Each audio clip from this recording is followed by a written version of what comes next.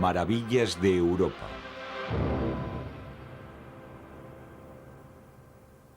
Lugares naturales de mitos y leyendas.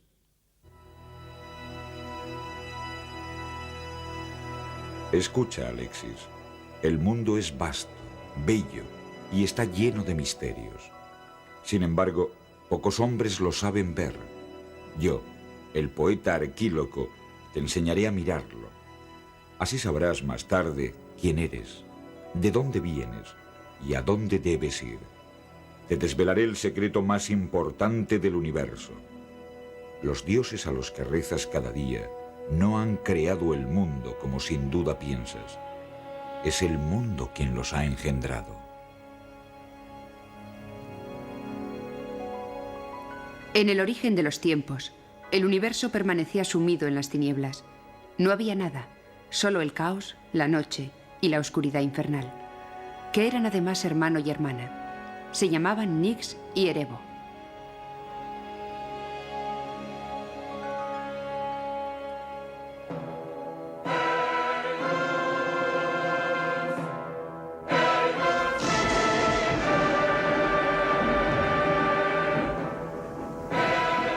Nadie sabe por qué un día Erebo abandonó a su hermana, ni por qué las dos mitades del caos se separaron.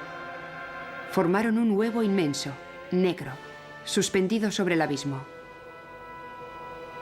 El huevo se resquebrajó y nació Eros, quien iba a organizar el mundo, comenzando por separar el cielo de la tierra. La tierra era una inmensa extensión llana y desierta que recubría el infierno y el Tártaro. El infierno era inquietante, pero el Tártaro era aún más siniestro y terrorífico.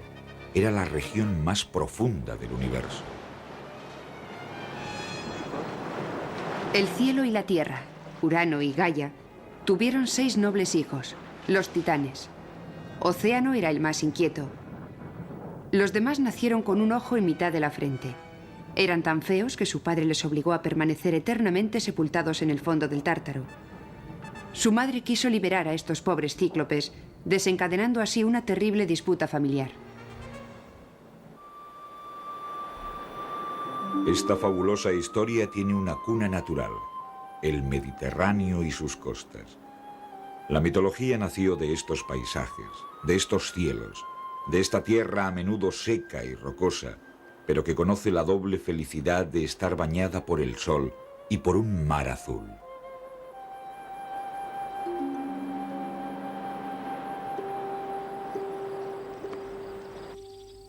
Fue el nacimiento de Zeus el que trajo por fin un poco de orden a la tierra. Nació en Creta, en el fondo de una oscura gruta que se abre en el macizo del monte Dicti.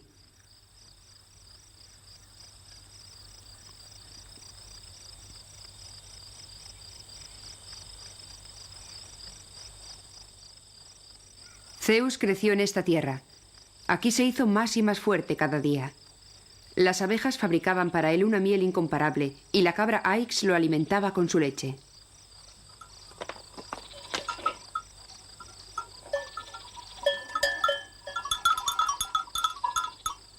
Más tarde, Zeus abandonó su bello país, Creta, para establecerse en el Olimpo. Allí un día se volvió loco de amor. El rey del Olimpo era un ser desairado y se aburría en su palacio. No sabía muy bien qué hacer cuando de pronto llegó hasta él el sonido de alegres gritos y carcajadas. Zeus se inclinó y reconoció a Europa, la hija del rey Agenor, que jugaba en una bella playa de fina arena, en compañía de otras niñas. Zeus se acercó a ellas. Se escondió tras la vegetación que bordeaba la playa y cayó rendido bajo los encantos de Europa. Quiso seducir a la princesa allí mismo, pero temió ser sorprendido por su esposa, la diosa Hera, terriblemente celosa. Entonces adoptó la forma de un soberbio toro. El toro galopó mucho tiempo sobre las olas. Acababa de raptar a Europa. A su paso, el dios Poseidón, tras reconocer a Zeus, agitó su tridente. Al día siguiente, el toro se acercó hasta una playa para dejar allí a Europa y recobrar la forma humana. Se dice que fue en esta playa de Matala, en la costa sur de Creta, donde el toro surgió de las aguas y donde Zeus y Europa vivieron su intenso pero efímero amor. Al cabo de los años, la tradición intentó localizar los parajes que se disputaban el mérito de haber visto pasar a los héroes y a los dioses.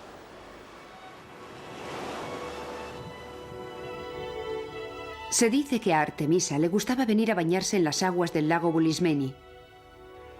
Este minúsculo lago circular de menos de 100 metros de diámetro está situado en el corazón de la pequeña ciudad de Agios Nikolaos.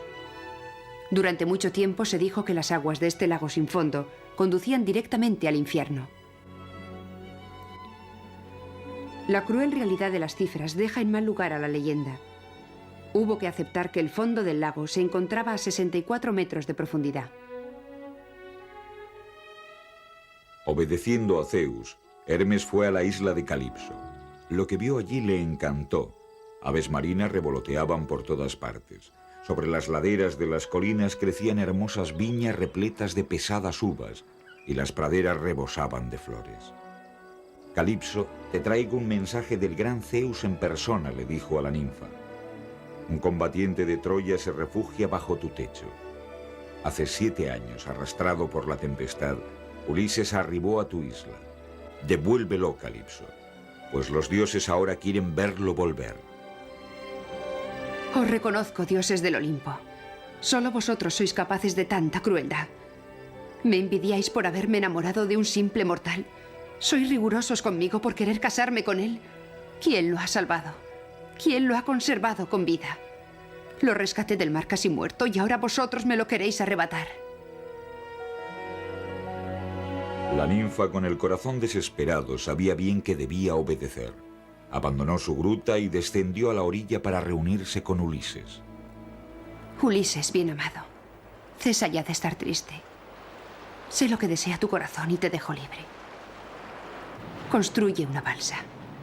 Yo te proveeré de agua y alimentos para todo el viaje y te devolveré a tu isla natal, a tu querida Ítaca. Pues los deseos de los dioses son más fuertes que los míos. Camino de Ítaca, Ulises abordó 100 veces las costas del Mediterráneo, en donde le esperaba lo mejor y lo peor. En Sicilia, el cíclope Polifemo, el herrero de los dioses, devoró a algunos de sus compañeros y desde lo alto de su cueva en el Etna lanzó al navegante al mar.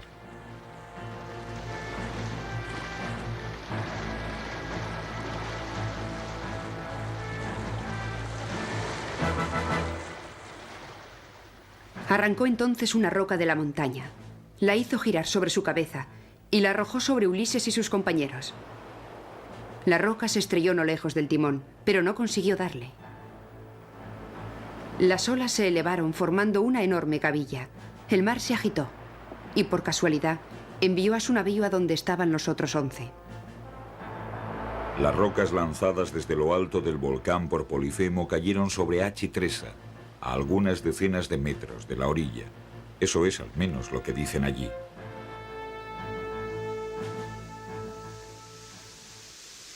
Debes saber, Alexis, que los dioses son caprichosos y exigentes. Si permiten al hombre vivir, tener hijos y buenas cosechas, es para pedirles a cambio suntuosos regalos y, sobre todo, obediencia absoluta. Arquíloco no explica cómo podría traducirse la cólera de los dioses, pero estos amos de la naturaleza, irritados, son capaces de desencadenar todos los cataclismos.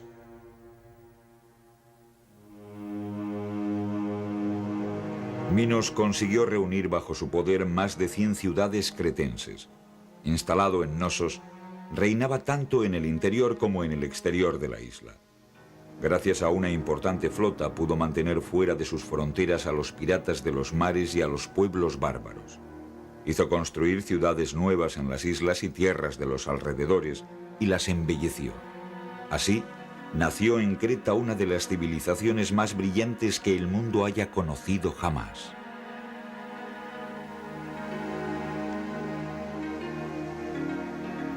Por orden de Minos, el arquitecto Dédalo construyó un laberinto donde poder encerrar al sanguinario toro. La obra era tan compleja que sin la ayuda del hilo de Ariadna, Teseo, vencedor en la lucha contra el Minotauro, no hubiera podido encontrar la salida entre las piedras. El soberbio monstruo, fruto de los amores contra natura de una reina y un toro, es sin duda el primer animal del gran bestiario que alimenta las leyendas y los misterios de Europa. A milenios del Minotauro, a miles de kilómetros de Creta, vive otro animal cuyo origen se sitúa entre el mito y la ciencia. El 29 de septiembre de 1952, John Cobb intenta batir el récord del mundo de velocidad sobre el agua. Ha elegido un lago largo y estrecho, ideal para su tentativa. El deportista se lanza en busca del récord. Inesperadamente, el barco choca contra una ola surgida de no se sabe dónde y sale literalmente volando. John Cobb muere al instante. Este dramático incidente es uno de los más inquietantes del dossier sobre el lago Ness. El espacio que eligió John Cobb para su hazaña está situado en las montañas de Escocia, en un país donde a los lagos se les llama loch. El lago o Loch Ness es el más grande de las Islas Británicas. Mide 38 kilómetros de largo por apenas 2.400 metros de ancho. Forma parte del gran valle el Glenmore, una antigua falla abierta por los glaciares de la era cuaternaria entre el Atlántico y el Mar del Norte. El lago es mundialmente conocido, pero aquellos que esperen encontrarse ante un decorado impresionante, por no decir dantesco, pierden su tiempo yendo allí. El lago se extiende por la campiña escocesa, donde la naturaleza se muestra, si no risueña, si al menos amable, e inspira más melancolía que terror. En cuanto a las aguas del lago, no son negras, ni siquiera oscuras. Esconden, sin embargo, uno de los misterios más inquietantes de nuestro planeta. El caso comenzó en realidad el 2 de mayo de 1933. Aquel día el señor y la señora Mackay dijeron haber visto emerger de las aguas del lago dos curiosas jorobas. Cuando vieron aquello, se encontraban en la carretera que acababan de construir a lo largo de la orilla norte. No es casualidad que los testimonios sobre los extraños fenómenos comenzaran con la puesta en servicio de la carretera A82. Antes de su construcción, las orillas del lago eran de acceso bastante difícil.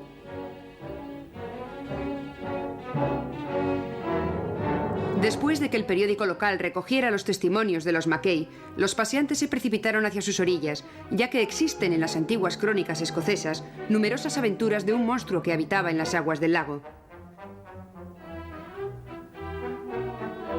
Todo el mundo observa. Muchos son los que dicen haberlo visto. En noviembre de 1933, Hugh Gray inmortaliza en una fotografía un objeto sinuoso que navegaba sobre la superficie. Resulta difícil decir si lo de la foto es un monstruo, pero el mes siguiente el cineasta Malcolm Irving filma durante casi un minuto una extraña estela. La foto más célebre fue sacada en 1934 por el Dr. Wilson, un cirujano londinense. En ella se ve efectivamente algo parecido al cuello de un animal, pero no hay ningún otro punto de referencia. Nada prueba que la foto haya sido tomada en el lago.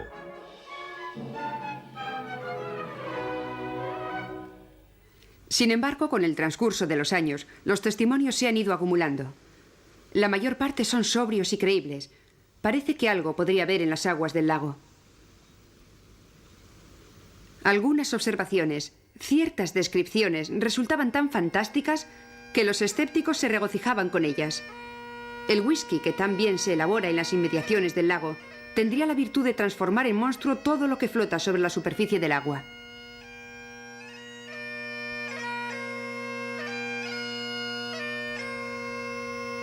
Las historias fantásticas no desanimaron ni a las expediciones ni a los simples observadores. Basta con situarse en las orillas del lago fijar la vista sobre las aguas y armarse de paciencia. Se calculó científicamente que hacían falta 350 horas de acecho para estar más o menos seguro de observar algo extraño.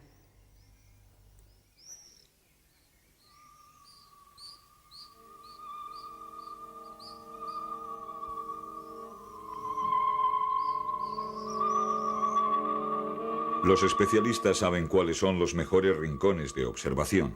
La bahía dominada por el castillo de Urquhart es muy reputada. Allí se ha visto varias veces a Nessie, que así se le ha bautizado al monstruo. En julio de 1955 el señor McNabb pudo incluso fotografiar al animal pasando bajo estos muros. Si bien la profundidad media del lago es de 130 metros, en este lugar presenta una depresión de 300 metros. Otros observadores prefieren situarse en las proximidades de Foyers o más al norte, cerca de Dores, en donde el monstruo también ha sido visto varias veces. A pesar de la curiosidad de la que es objeto y de la multitud de misiones de observación, muchas veces sofisticadas, no existe aún ninguna prueba tangible, películas, fotos, restos, que permita afirmar de manera irrefutable la presencia de un animal desconocido. Los alrededores del lago y el lago mismo están ahí para quien quiera visitarlos. Los ríos y arroyos que en él desembocan arrastran la tierra del brezo. Esta tierra queda después en suspensión en las aguas del lago, lo que hace casi imposible toda observación a más de 50 centímetros de profundidad. Son 7.000 millones de metros cúbicos los que habría que inspeccionar. Un agua opaca y fría cuyo fondo no sobrepasa los 5 grados de temperatura en verano. Las orillas del lago no son nada propicias para que en ellas queden patentes los restos de cualquier animal. Para determinar la naturaleza del animal, solo se cuenta con el análisis de los testimonios. Este, de la señora Moyle, quien vio a Nessie en octubre de 1936, es bastante significativo. Lloviznaba ligeramente. El lago y el cielo se veían grises, y el color de la criatura era de un gris muy oscuro, claramente en contraste con el fondo más claro del agua y del cielo. El monstruo estaba inmóvil, vuelto hacia Inverness. Su longitud era de unos 10 metros. Tenía 3 jorobas. El cuerpo era largo y esbelto, y la cabeza pequeña. Este tipo de narración engendró un estereotipo de monstruo al que se le imagina con los voluminosos rasgos de un animal prehistórico, más precisamente con los de un reptil de la era secundaria, el plesiosauro. A falta de pruebas tangibles, la observación del entorno puede permitirnos analizar con ojo crítico las diferentes hipótesis sobre la naturaleza del monstruo. La tesis del plesiosauro resulta difícil de sostener teniendo en cuenta el entorno y la observación de este. El plesiosauro, en tanto que ovíparo, se habría visto obligado a ir a la orilla para depositar sus huevos. Así, habría dejado probablemente, si no ya sus huevos, sí al menos sus huellas. Por otro lado, resulta difícil imaginar a este reptil habitual de las regiones cálidas viviendo en las duras condiciones climáticas de Escocia. En 1982, un ingeniero electrónico, Robert Craig, lanzó una hipótesis interesante, aunque muy decepcionante para los partidarios del monstruo. Robert Craig observó que los pinos silvestres crecían con profusión en las orillas y que a veces algunos de estos árboles se quebraban y aparecían en la superficie del lago. Los troncos acababan llenándose de agua para después hundirse. Entonces, debido al efecto de la presión del agua, una parte de la resina contenida en la madera saldría del tronco y lo recubriría. Esta capa estanca impediría la salida del agua que impregna las fibras de la madera. La madera, al deteriorarse, favorecería la formación de bolsas de gas que se convertirían en auténticos flotadores. Estos izarían de nuevo el tronco a la superficie y explotarían al entrar en contacto con el aire. Luego, el tronco se hundiría de nuevo, esta vez definitivamente. Esta ingeniosa teoría explica algunos extraños borboteos y siluetas observadas, pero no así muchos de los testimonios. Las hipótesis más interesantes son aquellas que consideran que Nessie es un animal desconocido. Aunque no es posible hacer un retrato del mismo, se pueden apuntar algunas de sus características. El hecho de que el Ness sea un lago de agua dulce no nos dice gran cosa. De hecho, se trata de un antiguo fiordo separado del mar hace varios miles de años, y algunos animales marinos podrían haber quedado atrapados allí. El lago, además, se comunica con el mar por el río Ness y con otro lago por el canal caledoniano. Sin embargo, sí se puede deducir que el animal es ciertamente carnívoro. Las aguas del lago son pobres en plancton y plantas acuáticas, y no resulta fácil imaginar que uno o más grandes herbívoros pudieran alimentarse de ellas. Pero el lago es rico en peces y particularmente en salmones.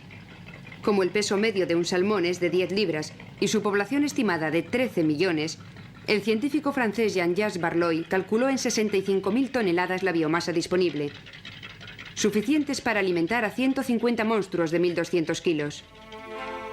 Todos los observadores serios están de acuerdo en considerar que si es cierto que existe un monstruo, no puede tratarse de un solo ejemplar, sino de una población de animales que viven y se reproducen en las aguas del lago.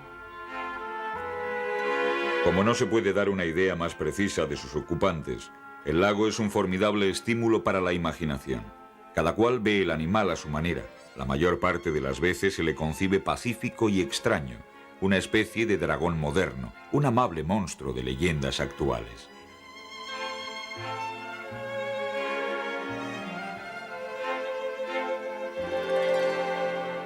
A varios cientos de kilómetros al noreste del lago Ness, Noruega también cultiva sus monstruos, pero el país es tan bello que uno nunca sabe si se encuentra en plena naturaleza o en plena leyenda.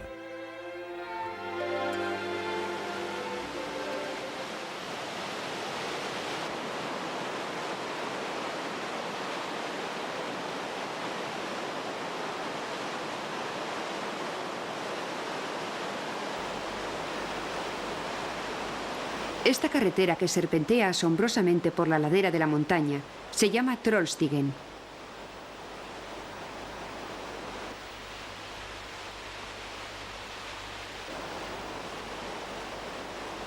Nos conduce a una serie de picos impresionantes, los Trolltindene. En medio de estas agujas destaca una pared vertiginosa de 1000 metros de altura, la Trollveggen. Trollstigen, Trolltindene, Trollveggen. ¿Alguien duda que hayamos llegado al país de los trolls? Cuando uno se detiene en los límites de su reino, la naturaleza nos revela quiénes son estos extraños personajes que pueblan los cuentos del folclore noruego. Los trolls son de una enorme corpulencia y a menudo están cubiertos de musgo y arbustos. A veces tienen hasta 9 cabezas. Cuando montan en cólera pueden estallar. Su fuerza, comparable a la de 50 hombres, solo es igualada por su crueldad. Gustan, al parecer, de la carne de los niños desobedientes. Felizmente, las historias terminan siempre bien. Había una vez 3 chivos que se llamaban Bouquet la Barbichette. Se dirigían a los pastos altos para engordar allí. Pero en Noruega los ríos son numerosos, y para atravesar aquel había que cruzar el puente debajo del cual vivía un troll enorme y terrible.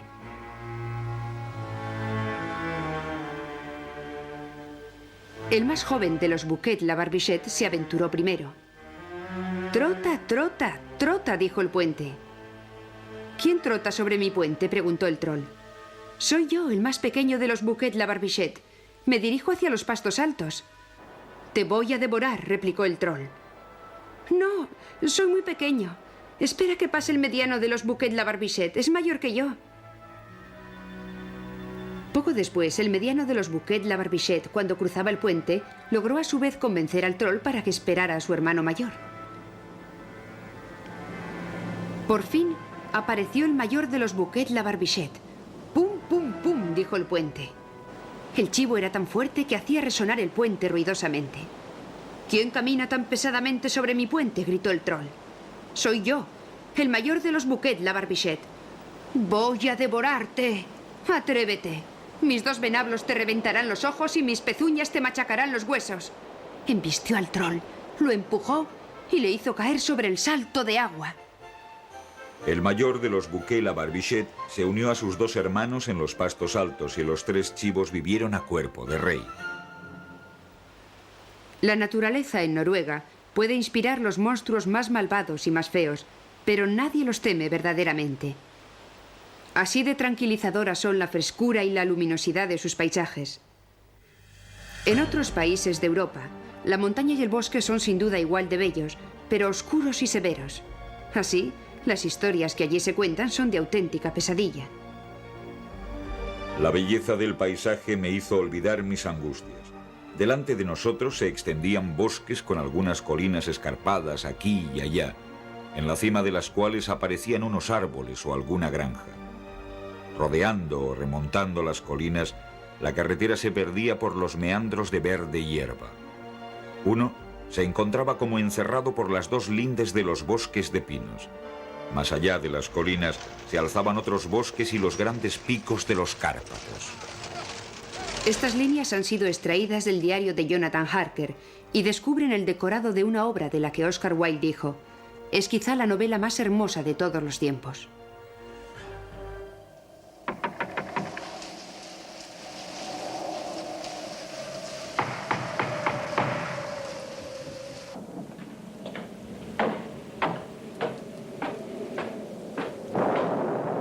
Delante de mí se encontraba un viejo alto, recién afeitado y vestido de negro de los pies a la cabeza. Completamente de negro, sin la menor mancha de color en parte alguna. Llevaba en la mano una vieja lámpara de plata cuya llama ardía vacilante en la corriente de aire y proyectaba largas y temblorosas sombras en su entorno. Dio un paso hacia mí y tendió su mano hacia la mía, cogiéndola con una fuerza que me hizo estremecer de dolor, pues aquella mano estaba tan fría como el hielo. Parecía más la mano de un muerto que la de un vivo. ¿El conde Drácula?, dije. Sí, yo soy el conde Drácula, y os doy la bienvenida a mi casa, señor Harker. En su célebre novela, Bram Stoker sitúa la mansión de Drácula en Söderland, al norte de los montes de Transilvania. No es casualidad que la historia del conde vampiro transcurra en Rumanía. Entre los habitantes de estas regiones existen antiguas creencias populares sobre la muerte y los que vuelven de ella.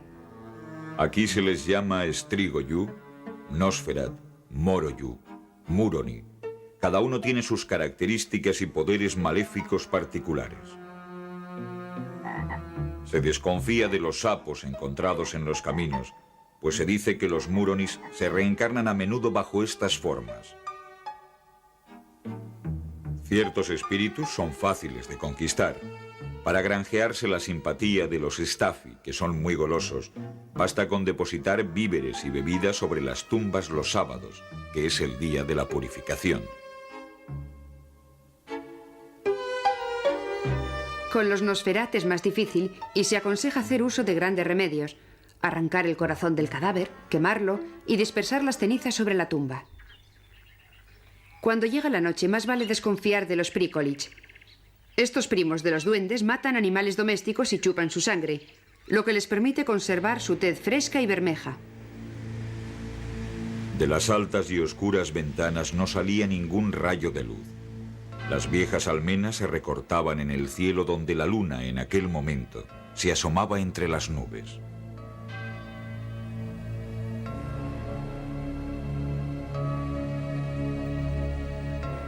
El mito del vampiro está extendido por todo el mundo, pero Rumanía es el único país donde los muertos que vuelven en busca de sangre joven se transforman en animales. Contrariamente a la leyenda, nunca en murciélagos. Tampoco se ven en los Cárpatos cabezas de ajo colgadas en las ventanas de las casas. La cruz ya no es considerada un medio eficaz para ahuyentar a los vampiros. Se prefieren los poderes de la brujería.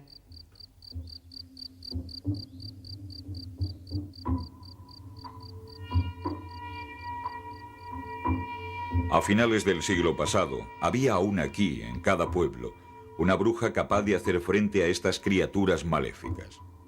Utilizaban una de estas dos técnicas: o bien hundían un clavo en la frente del difunto, o bien embadurnaban el cadáver con la grasa de un cerdo matado el día de Santa Ignacia, 5 días antes de Navidad. En Rumanía, el término Drácul designa a los malos espíritus y, por extensión, a los vampiros. Es también el nombre de un personaje histórico que vivió en el siglo XV, el príncipe Vlad Dracul, que fue un gran defensor de Transilvania y azote de los moldavos.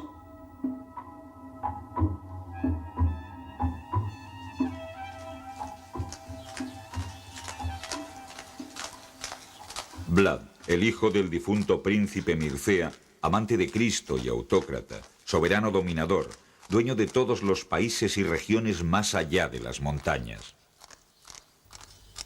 En los manuscritos de la época se encuentran algunos datos muy precisos sobre los actos del príncipe Vlad, que probablemente labraron su reputación.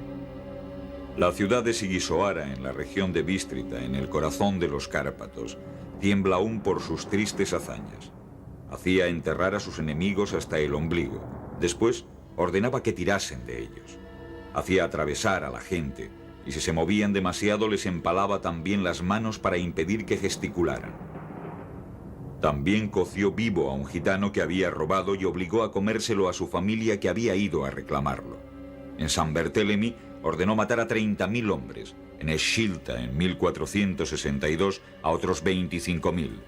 Decapitaba a sus enemigos e invitaba a otros enemigos a comer la cabeza de los primeros, después de lo cual decapitaba a estos también.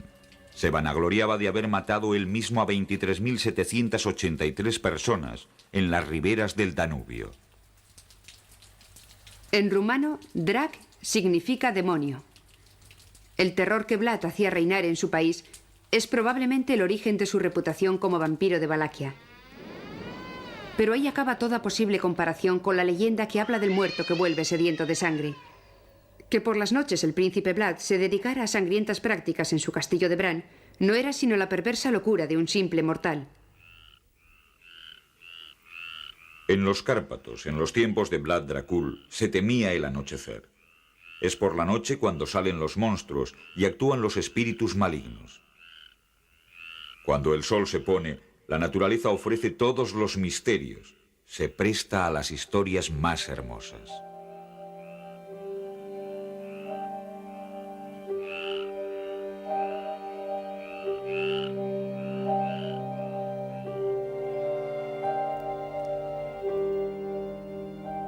Este bosque no es un bosque como los demás. Es un territorio no solamente encantador, sino también encantado. En Broceliande, detrás de la belleza se esconde un mundo invisible. La noche cae. Es mejor no demorarse, pues el bosque podría convertirse, una vez más, en escenario de misteriosos fenómenos.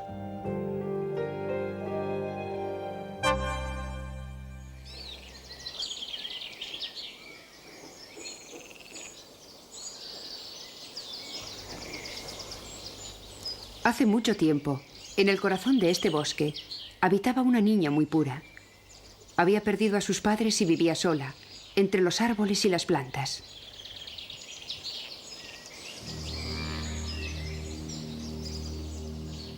El diablo, pretendiendo aumentar su influencia maligna sobre los hombres, se interesó por la niña. Le inspiró extrañas ensoñaciones lánguidas, con la intención de perturbarla.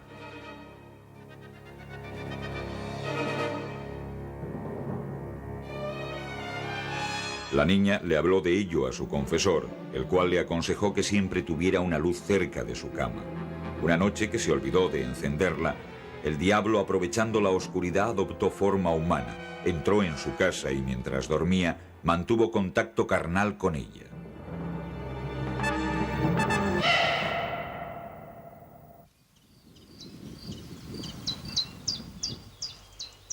Al alba, Satán había desaparecido. Un tiempo después, la niña se dio cuenta de que estaba embarazada. Cuando nació el niño, lo llamó Merlín. Merlín era muy feo y tan velludo que parecía un animal. Por fortuna, había heredado poderes extraordinarios, entre los que estaba el de poder cambiar de apariencia. Creció así en el bosque, que enseguida dejó de tener secretos para él. Conocía todos sus árboles y moradores. En esta época estaba poblado de personajes extraños. No era raro encontrar auténticas hadas que se observaban en los estanques o jugaban en los claros.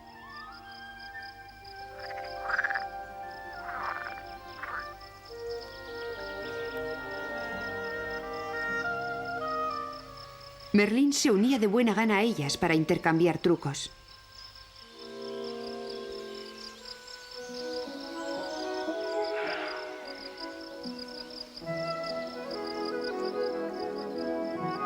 Merlín creció así en el bosque. Un día paseaba lejos de su casa en una parte del bosque que no conocía, cuando tuvo un encuentro inesperado. La niña, al borde de una fuente, era de una belleza indescriptible. Merlín se acercó a ella y se enteró de que se llamaba Viviane. Viviane y Merlín pasearon juntos durante todo el día sin sentir pasar el tiempo. Merlín recurrió a toda su magia para encantarla. Le ofreció fabulosos regalos. Hizo aparecer una gran fiesta en un castillo con damas, caballeros y suntuosos vestidos. Viviane, embelesada, le prometió su amor a cambio de algunos secretos.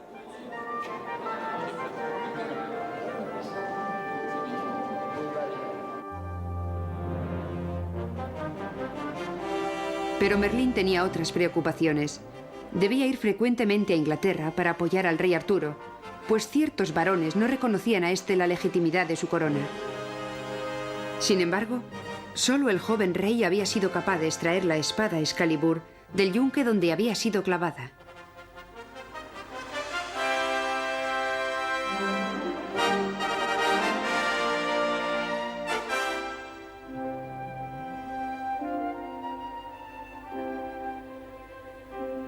De vuelta a Broceliande, Merlín encontró a Viviane en el tronco hueco de un viejo roble. «Bello y dulce amigo», dijo ella, «¿no me enseñarás algunas artes nuevas? ¿Cómo podría, por ejemplo, hacer dormir a un hombre durante el tiempo necesario para que me complazca sin que él se despierte?» Percibiendo el peligro que entrañaba aquella petición, Merlín prefirió enseñarle otros trucos. Le enseñó 3 palabras mágicas que, si uno las lleva consigo, preservan de la posesión. Ella las anotó cuidadosamente, pues como bien se dice, la mujer es más astuta que el diablo.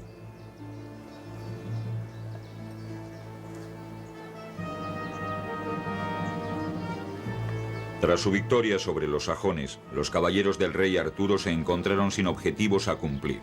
Se aburrían. Merlín les propuso una nueva empresa: la búsqueda del Santo Grial extraviado en Bretaña. Los caballeros de la mesa redonda juraron respetar las reglas de su nueva cofradía. Después, Merlín los abandonó, pues sus pensamientos estaban en otra parte. Todos ellos se dirigían a Viviane, la mujer que amaba. Juntos penetraron en el bosque y se sentaron cerca de un arroyo a la sombra de un matorral. «Señor», le dijo ella, «aún no sé hacer la cosa más esencial de todas». «Señora, ¿qué cosa es esa?» «Quiero que me enseñéis cómo puedo cercar y encerrar a un hombre sin torre, ni muro, ni hierro, y de manera que jamás pueda escaparse sin mi consentimiento».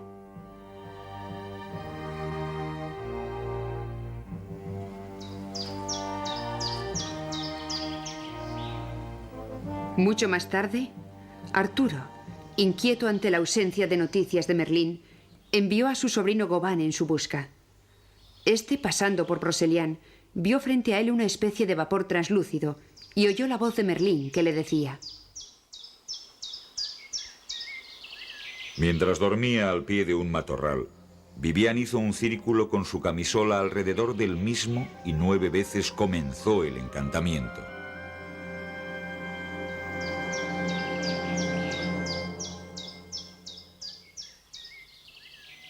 Cuando desperté me encontré en la habitación más bella y cerrada donde jamás estuve. Señora, me habéis engañado si no vivís conmigo. «Bello y dulce amigo, estaré allí a menudo y me tendréis entre vuestros brazos». De esta forma, no hay día ni noche en que no disfrute de su compañía. Y soy más feliz que nunca, pues amo más a Viviane que a mi libertad.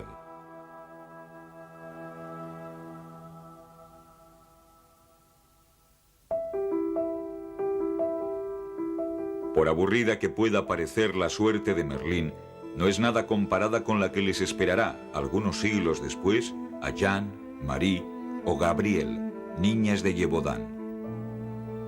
Gévaudan es una de las regiones más antiguas del mundo. Estas montañas surgieron en los llanos pantanosos de la era primaria, hace 200 millones de años. En aquella época la tierra dibujaba su relieve manipulando rocas, cuya edad se contaba ya por miles de millones de años.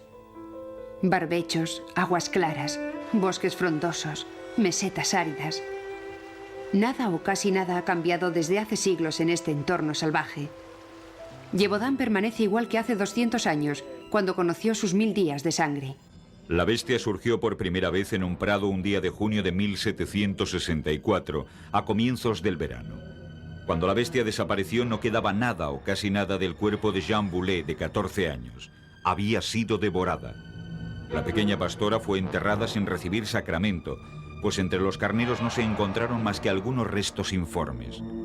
A partir de ese día y durante 3 años, la bestia erró por aquellos parajes dejando tras de sí un cortejo de horror.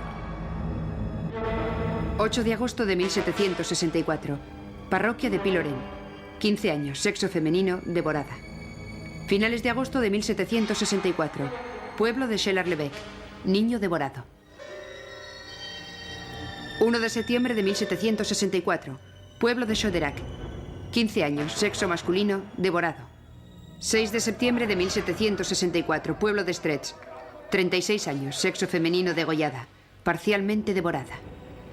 Se ve entonces a la bestia por primera vez. 2 personas son testigos del ataque, acuden en ayuda de la víctima, pero es demasiado tarde. Algunos días después, al atardecer, un joven de la aldea de Choisinet vuelve de los pastos con sus animales. La bestia lo ataca, le abre el vientre en canal y lo devora. A lo largo de aquel año de 1764, la bestia ataca más de 20 veces. Gabriel Florent de Choiseul-Dupré, obispo, señor y gobernador de Mende, conde de Gévaudan, anuncia la maldición divina. Una bestia feroz, desconocida en nuestras latitudes, ha aparecido de pronto como milagrosamente, sin que nadie sepa de dónde puede venir. Por donde quiera que vaya, deja los sangrientos rastros de su crueldad. Ataca preferentemente a las personas en edad más tierna y de sexo más débil. Pero ¿para qué describiros las funestas cualidades de este monstruo del que vuestras propias desgracias os han informado ya? No os costará nada concluir que todo ello se debe a vuestros pecados. Las divinas escrituras nos proporcionan abundantes ejemplos de castigos parecidos a este que ahora experimentamos. ¿Qué se había hecho en las austeras colinas de Gévaudan para merecer este castigo de Dios? Cada uno encuentra algún pecado que confesar, alguna razón para tener mala conciencia, y el miedo inmoviliza a los habitantes del lugar. 1 de enero, 2 de enero, 6 de enero, 7 de enero, 12, 14, 22, 30 de enero de 1765. La bestia mata 9 veces en menos de un mes de invierno. Se procura volver a casa antes de que anochezca. Se evita cuidar del ganado en lugares aislados. Se vive aterrado en las casas, con la esperanza de no ver a la bestia acercarse, pues en algunas ocasiones ya había atacado cerca de núcleos habitados. Cuando el mal tiempo desciende sobre la montaña, la angustia se abre paso entre los huesos. Recorre las venas, resurge en la piel. El abad Pourchet describió certeramente el estupor en el que estaba sumida la región.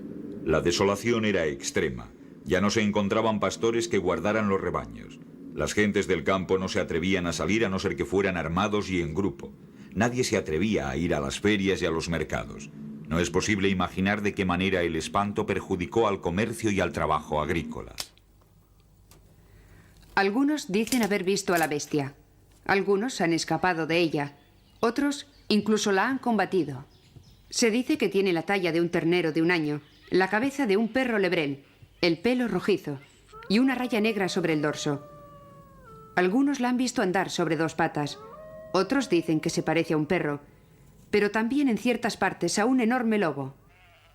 Los lobos abundan en los montes de Gévaudan. Es un animal detestado porque regularmente causa estragos entre los rebaños. Se le acusa de todos los males de la región. Alimenta cuentos y oraciones.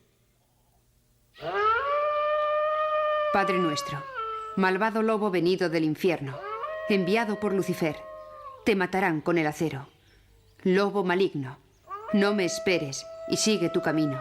Amén. A los niños de Gévaudan no les gustan los lobos, pero a pesar del miedo irracional que el animal les inspira, lo alejan habitualmente de los carneros a pedradas. La bestia persigue su presa. Los animales temen a la bestia, pero ésta no ataca a los animales. El padre del pequeño Claude Biscarret d'Aubers envía imprudentemente a su hijo de 9 años a los pastos para que vaya a buscar los bueyes. Cuando la noche cae, no ha vuelto aún. Sus restos son encontrados 3 días después, tras muchas batidas. La bestia lo había devorado. Se dice que le había quitado la chaqueta y la camisa sin siquiera rasgarlas. Los detalles truculentos se acumulan con los crímenes. En más de 10 ocasiones, la bestia repite además un acto horrible que golpea la imaginación. Corta la cabeza de sus víctimas. 7 de abril de 1765. Las campanas de la cloche tocan el día de Pascua y tapan así los gritos de horror de la hermana de Gabriel Pelissier, de 17 años. La bestia le saltó al cuello y le cortó la cabeza de cuajo. Esta cayó al suelo cuando el resto del cuerpo aún permanecía en pie. En Versalles, el rey Luis XV, informado de todas estas desgracias, decide enviar al sur de Francia a su mejor cazador de lobos. Durante varios meses, las batidas para atrapar a la bestia se intensifican. A pesar de que el territorio a cubrir es en suma limitado, durante mucho tiempo no dieron resultado positivo. La bestia continuó con sus fechorías, dejando en ridículo a los mejores cazadores del reino. 9 de agosto de 1765. Tras haber perseguido a la bestia durante todo el día con perros y caballos, Antoine de Beautern y el conde de Tournon vuelven con las manos vacías al castillo de Besset. De pronto, gritos, llamadas. La bestia les ha seguido y acaba de degollar ante sus ojos a una pastora de 16 años. El portarcabuz del rey justifica sus fracasos ante el Ministerio de Estado por la configuración misma de la región. Jamás he visto una región parecida a esta. Los ríos y montes son antiguos y escarpados, cortados por barrancos y ocupados por rocas o cubiertos por frondosos bosques. Se sube de los valles a los montes por senderos que dan grandes rodeos. Muchos de estos tramos son impracticables para los hombres y las bestias de carga a causa de los precipicios que allí se encuentran. En Gévaudan solo hay pueblos pequeños y aldeas alejadas unas de otras. Si la bestia que causa estos estragos pertenece a una especie distinta a la de los lobos, ni los guardas ni yo lo hemos podido descubrir aún. De hecho, Antoine de Beautern y todos aquellos que persiguen la bestia van tras los lobos. Al menos 8 veces se creyó haber abatido al autor de todos aquellos estragos. Se decía que la bestia estaba muerta, pero los crímenes volvían a reanudarse. Los lobos fueron víctimas de una auténtica hecatombe. Al menos 200 fueron abatidos durante las cacerías de la bestia. Oh tú, lobo, tú les causas los disgustos. Es el precio, hijo mío, el precio.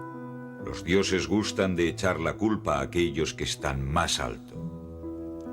A decir verdad, nadie en Gévaudan tomó en consideración las palabras de George Sterling, pero a menudo se preguntaban si la bestia sería realmente un lobo. ¿Por qué los lobos atacarían más a las pastoras que a los carneros? ¿Por qué esta rabia repentina, este gusto por la carne preferentemente humana? Como un lobo, por muy fuerte que fuera, podía transportar corriendo un cuerpo de varias decenas de kilos. Fuera, la nieve ha llegado y se sabe que los lobos se acercarán a las casas. El otro día uno de ellos se apoderó de un perro y lo devoró. Pero eso no le extraña a nadie. A veces se habla de un oso que habría escapado de su domador en alguna feria o mercado. Además, si se tratara de un oso, tendría que estar amaestrado. El invierno ha llegado ya y sin embargo la bestia continúa con sus fechorías. Un oso salvaje estaría hibernando.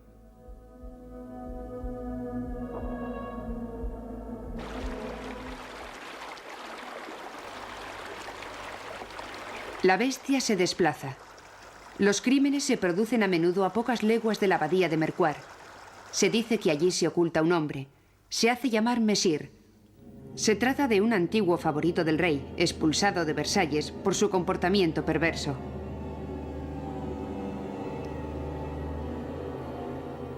Estos muros quizá hayan acogido a un violador de pastoras y niños arrastrado por pasiones asesinas. En el mes de junio de 1767, los ataques de la bestia cesan por fin. ¿Cuántos pueblos, casas, lavaderos y caminos de Gévaudan estarán por siempre marcados por la sangre de sus víctimas?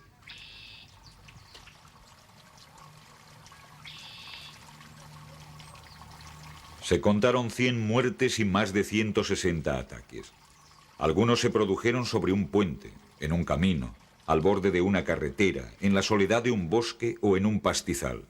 Otros en el corazón mismo de los pueblos, ante los ojos de las madres que vieron al monstruo llevarse a sus hijos, ante los de los hijos que vieron cómo devoraban a sus madres.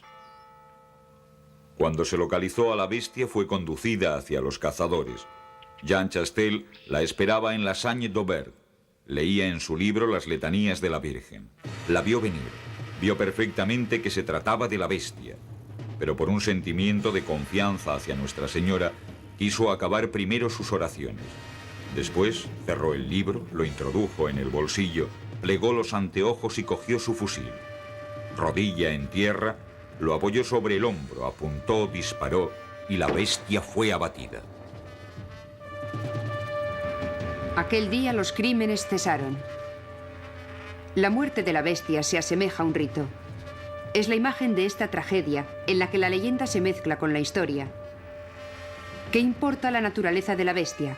Que sea un animal fantástico, un duende o una fiera amaestrada por un loco. En la memoria colectiva de los europeos se une a los gnomos, a los dioses y a las hadas, que nacieron al entrar en contacto con la rudeza, los misterios y las bellezas de la naturaleza.